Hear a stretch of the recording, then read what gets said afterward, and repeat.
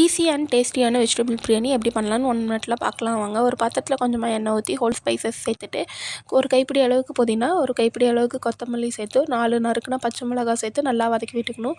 4 பெரிய வெங்காயத்தை கட் பண்ணி சேர்த்துக்கோங்க.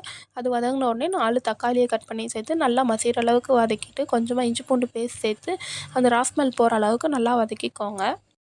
அதோடவே நறுக்கின காய்கறியெலாம் சேர்த்து கொஞ்சமாக மஞ்சத்தூள், உப்பு சேர்த்து நல்லா கிளறி விட்டுக்கோங்க. கொஞ்சமாக பிரியாணி மசாலா, கலர் தேவைன்னா கலர் பவுடர் சேர்த்துக்கலாம். சேர்த்துட்டு நல்லா வதக்கி விட்டுக்கோங்க. காய் பாதி வெந்ததுக்கு அப்புறமா 1 டம்ளர் அரிசிக்கு 2 டம்ளர் தண்ணிங்கிற கணக்கில் தண்ணி சேர்த்து மூடி காய வேக வச்சுருங்க. தண்ணி நல்லா கொதித்து வந்ததுக்கப்புறமா நம்ம ஊற வச்சுருக்க அரிசியும் சேர்த்து நல்லா கிளறி விட்டுக்கோங்க.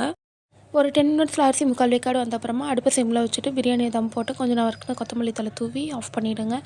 நீங்களும் ட்ரை பண்ணி பார்த்துட்டு பிரியாணி எப்படி வருது அப்படின்னு சொல்லி கமெண்ட்டில் சொல்லுங்கள். உங்களுக்கு இந்த வீடியோ யூஸ்ஃபுல்லாக இருந்துச்சுனாக்கா மறக்காமல் ஆலியாஸ் ஜர்னி சேனலுக்கு சப்ஸ்கிரைப் பண்ணிக்கோங்க. தேங்க்ஸ் ஃபார் வாட்சிங்.